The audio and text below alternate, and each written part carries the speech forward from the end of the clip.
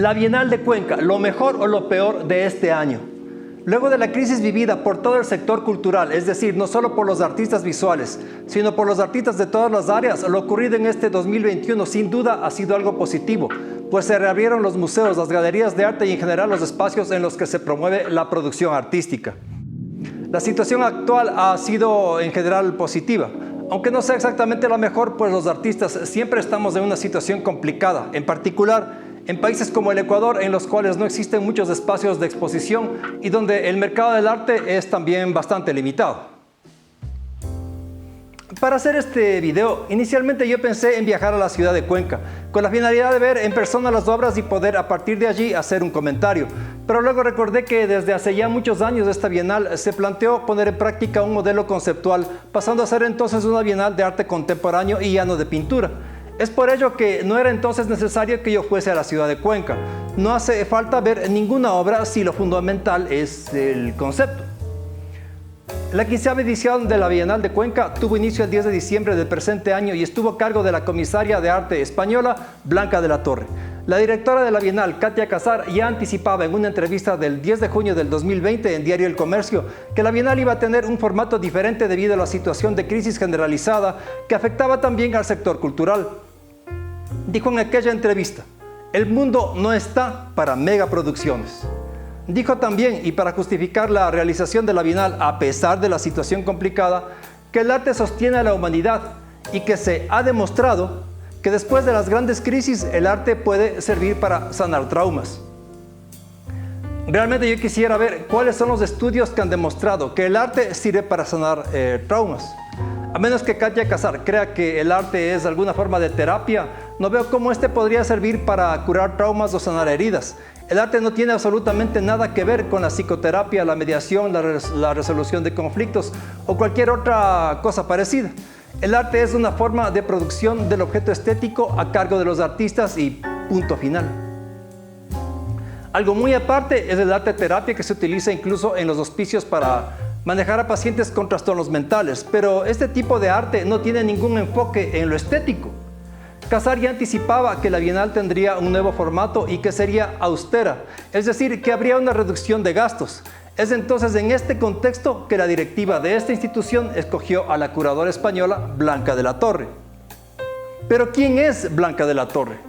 Se trata de una crítica de arte, comisaria e historiadora especializada en arte contemporáneo que en el año 2020 desarrolló un proyecto en conjunto con el cuestionado artista conceptual español Eugenio Ampudia titulado Concierto del Bioceno, un concierto para 2.292 plantas que se llevó a cabo el 22 de junio en el Gran Teatre del Liceu en Barcelona. Sí, como lo escucharon, un concierto en el que el público fueron plantas debidamente colocadas en cada una de las butacas del teatro. En teoría, ellas escucharon la interpretación por un cuarteto del tema de Giacomo Puccini titulado Crisantemi. Pero no solo eso, sino que también aplaudieron y más. Obviamente las plantas no pueden aplaudir ni hablar y es por eso que para simular tales actitudes humanas se usaron grabaciones de las plantas en su ámbito natural. Una incoherencia total, no solamente porque, como dije, las plantas no pueden hablar ni aplaudir y simular esto es una antropomorfización, sino porque las plantas utilizadas para este proyecto eran variadas, es decir, si iban a captar los sonidos ambientales de las plantas para, en teoría, hacerlas hablar y aplaudir, entonces debían captar los sonidos específicos de todos los tipos de plantas utilizadas en el proyecto. Tal cosa nunca se hizo, simplemente usaron sonidos random para incluirlos en el proyecto a modo de simulacro. Un proyecto que, dígase de paso, fue hecho al apuro, según palabras de la propia curadora. La propuesta de Blanca de la Torre para la Bienal de Cuenca tiene entonces un antecedente en este concierto. Es ella quien acuña el término bioceno, justamente en ocasión de dicho evento. Pero entonces, ¿qué es el bioceno? Según la española es un concepto alternativo al de antropoceno. En realidad, ella no da una definición concreta en ninguna de sus intervenciones y siempre se refiere a que se trata de un concepto alternativo. En una de sus conversaciones en YouTube, dice, por ejemplo, que el bioceno es un modo de dar un giro conceptual profundo al no pretender acusar o buscar culpables, sino pasar la página a una nueva era que sitúe la vida en el centro. Habla de sostenibilidad, tanto en el contenido como en el modo de hacer. Dice también que es otro camino posible, en el contexto del fin de un mundo para el inicio de otro, más justo y redistributivo, donde prime la justicia social de género y la ecología. Sinceramente, hasta aquí no sé qué relación tiene esto con el arte, pero bueno. Intentando poner en contexto su concepto, nos habla también de racismo ecológico, de la pérdida de las fuentes de agua, de la biodiversidad, de los saberes ancestrales, como base para la construcción de un nuevo conocimiento, de la Pachamama. Dígase paso extraño que en español hable de la Pachamama, como que fuera algo natural para ella, del ecofeminismo, del aprendizaje intercultural, etc. Cosas algunas de estas que las hemos venido escuchando desde hace muchos años en el Ecuador, que no son nada nuevo y cuya relevancia es bastante cuestionable. De la Torre junta un montón de ideas sin sentido para tratar de dar forma a un concepto, pero a final de cuentas no nos dice nada. Los caminos posibles para un cambio en el pensamiento respecto de la ecología o la biodiversidad son muchos, y el de ella es uno más en la larga lista de posibilidades. El concepto de bioceno es entonces algo difuso, no bien conceptualizado, que incluye muchos temas de manera desordenada, caótica. Lo que sí parece estar claro es que gira en torno a los siguientes puntos: ecologismo, sustentabilidad, ecofeminismo y arte. Pero volviendo a la Bienal. Resulta que la propuesta de la española, al tener como punto de partida la sustentabilidad, el ecologismo, le cayó como anillo al dedo a la institución cuencana, que estaba pasando por un mal momento, incluso financiero. Aprovecharon el pseudo discurso de la curadora para justificar la precariedad no solamente de su infraestructura económica, sino también conceptual, con el argumento de la sustentabilidad y el reciclaje. Mataron dos pájaros de un solo tiro, modificaron el enfoque justificándolo con un pseudo discurso y redujeron los gastos que ya venían siendo apretados debido a la crisis. Es cuento viejo que sustentabilidad es sinónimo de ahorro. Katia Casar, directora de la Bienal, acogió feliz la propuesta de la curadora española. Dijo ella en un medio de prensa: el texto de Blanca de la Torre nos impactó y nos sensibilizó. La pandemia no surge como un elemento aleatorio, sino como síntoma del daño de la naturaleza. Cambiar el verde por el azul es el eslogan de campaña de esta Bienal. Este se origina, como era de esperarse, en la propuesta de la curadora española, quien explica en una de sus intervenciones su sentido. Plantea ella que durante años las grandes empresas multinacionales se han pasado hablando de ecología y de hacer algo al respecto, habiéndose para ello apropiado del color verde como símbolo de la naturaleza y su protección. Según De la Torre, el color verde queda ya en desuso justamente por este abuso en la apropiación del color para promover un falso ecologismo. Es en este sentido que ella propone entonces cambiar el verde por el azul. En términos simples, el verde ya no es el color de la ecología y hay que cambiarlo por el azul. Esta idea me parece bastante elemental, aunque se hable de que tiene un valor simbólico. Cambiar un color por otro no tiene un impacto en lo concreto, es decir, en las acciones a tomar a favor de la protección de la biodiversidad, por ejemplo. Es como cambiarse de camiseta de un color a otro o comer vegetales en vez de frutas o carne. Además, lo verde, le guste o no a Blanca, es lo que caracteriza al medio ambiente en el cual nosotros habitamos, pues como seres terrestres estamos rodeados del verde y la tierra. Las plantas, los árboles son nuestros vecinos en todas partes. Incluso en las ciudades de concreto hay árboles y plantas. Nosotros no vivimos bajo el agua. El azul que representa el agua no es nuestro medio ambiente. Claro que el agua es esencial para la vida. La tenemos cuando llueve, la usamos para muchas cosas. Estamos compuestos de agua y obviamente tiene un valor innegable. Pero ilustremos esta metáfora con un ejemplo.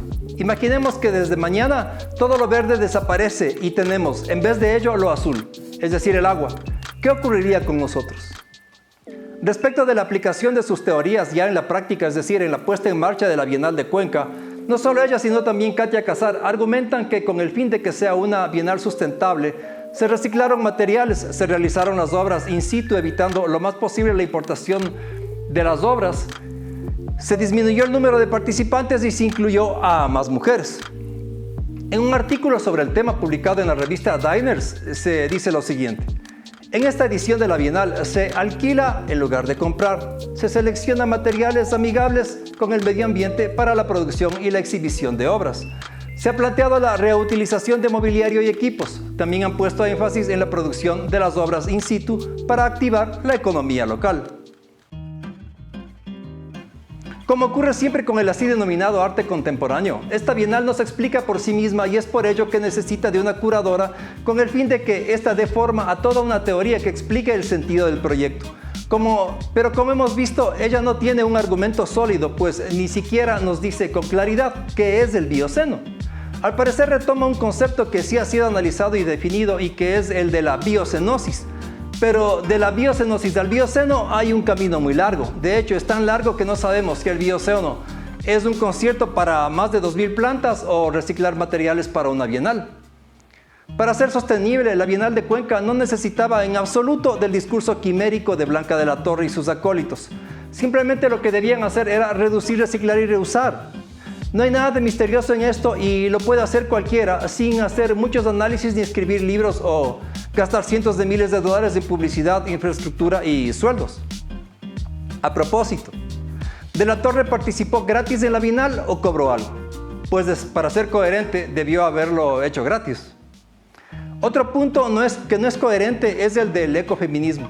De la Torre se refiere a esto en sus intervenciones. Sin embargo, en la Bienal de Cuenca, supuestamente es el puntal para la aplicación de su pseudoteoría, no se ve absolutamente nada relacionado con el ecofeminismo. Aumentar el número de mujeres participantes es algo intrascendente, ya que esto lo puede hacer cualquiera. De hecho, esto se ha venido haciendo en el Ecuador en diversos ámbitos, empezando por el estatal. El ecofeminismo plantea que la subordinación de las mujeres en el mundo capitalista está relacionada con el maltrato a la naturaleza, es decir, con su explotación. Es como si hubiera una especie de simetría entre la desigualdad de género y la desigualdad en el trato a la naturaleza, con los efectos que esto tiene tanto a nivel social como ecológico. Pero en la Bienal de Cuenca no vemos que se trate esta temática ni desde lo práctico ni desde lo conceptual. Recordemos que desde hace algunos años la Bienal de Cuenca dejó de ser una bienal de pintura y pasó a ser una bienal de arte contemporáneo, dando relevancia a las propuestas conceptuales. Entonces, tomando esto en cuenta, la parte conceptual de la propuesta es esencial, tanto más que las propias obras de los artistas. Sin embargo, cuando de ecofeminismo se trata, lo único que vemos es un aumento en el número de mujeres artistas participantes. Por lo demás, no hay absolutamente nada relevante. Y para colmo, quien termina ganando resulta que es un hombre, el ganador de la Bienal. En este mismo año, el youtuber MrBeast propuso algo mucho más práctico. No planteó dar conciertos a las plantas en un teatro o convocar a más mujeres que a hombres, sino recolectar $30 millones para hacer una limpieza parcial de los mares. Aunque lo que propone MrBeast es algo que no va a solucionar el problema de la contaminación de los mares, es en cambio una propuesta que tiene efectos concretos y hay miles de artistas colaborando en este proyecto. Lo que propone De la Torre no tiene absolutamente ningún efecto práctico. De hecho, no genera ningún tipo de cambio. Su reciclaje, su propuesta sustentable no pasan de ser palabrería. Si en realidad hubieran ella y los directivos de la Bienal estado interesados en promover lo sustentable, la ecología y la responsabilidad para con el medio ambiente, entonces hubieran planteado una Bienal totalmente conceptual, es decir, sin artistas, sin obras, sin dinero y sin publicidad. Pero como sabemos, no puede haber proyectos sustentables que se apoyen en publicidad o que usen los medios capitalistas para sacar adelante un proyecto. Esto es contradictorio y elimina de por sí lo sustentable. Por otro lado, aunque para esta Bienal se hayan preocupado por no gastar mucho, en realidad porque no tenían la plata, y aunque hayan reutilizado materiales, esto no la hace sustentable. Las obras expuestas, sin excepción, son un atentado a la ecología. La obra ganadora es hecha con madera y vidrio. No voy a nombrar al artista ganador ni a ningún otro porque no hace falta. Pues como he dicho, no importa lo que los artistas hayan presentado, ya que por detrás de ello existe un discurso que pretende ser estético, político, que no se sustenta, que es promulgado por una comisaria de arte y que es en realidad la faz de la Bienal hacia el exterior. Pero entonces, ¿la Bienal de Cuenca ha sido lo mejor o lo peor del año para la cultura? Yo hubiera querido decir que ha sido lo mejor. Realmente me hubiera gustado hacerlo. Sin embargo, estoy obligado a decir que ha sido lo peor. Es un proyecto que en realidad no tiene un sustento teórico, pero que pretende tenerlo. Y este es un problema que trae desde el inicio cuando la modificaron y cambiaron su enfoque. La Bienal ha hecho algo que es totalmente contraproducente para formas expresivas, como por ejemplo el performance. Ha institucionalizado este tipo de propuestas que son por naturaleza no institucionales, que no se deben a los museos ni bienales. Aunque no ha eliminado la pintura y la escultura, prácticamente las ha reducido y obligado a los artistas a hacer de la pintura también algo que cuadre con lo mal llamado conceptual. Y en este sentido, la Bienal ha cometido otro error, ha confundido al público al presentar, por ejemplo, al performance como siendo arte conceptual, cuando entre el performance y el arte conceptual no existe ninguna relación. La Bienal se ha planteado tener un papel educativo y se ha inventado para ello el concepto de mediadores culturales o mediadores de arte. Este es otro error, ya que el arte no necesita mediadores. Entre una obra de arte y el espectador no tiene por qué haber un otro haciendo el papel de intermediario o mediador. El mediador es aquel que interviene para resolver o ayudar a resolver un conflicto. Su papel es de escuchar a las partes con el fin de lograr acuerdos y así diluir el conflicto. Además, el mediador debe ser aceptado por ambas partes y no por solo una de ellas. El arte no necesita mediadores. En fin, de esto se podría hablar mucho y lo haré en un próximo video. En esta ocasión lo que me ha interesado es comentar esta Bienal y su propuesta basada en las divagaciones de una curadora española que me parece buena persona, pero hasta ahí nomás. No le veo un futuro a la Bienal de Cuenca y hago un llamado por este medio a que los artistas no presenten proyectos para sus convocatorias, que cuestionen este proyecto que no tiene ni pies ni cabeza y que es financiado con el único fin de aparentar cultura, utilizando discursos que no son nada más que impostura.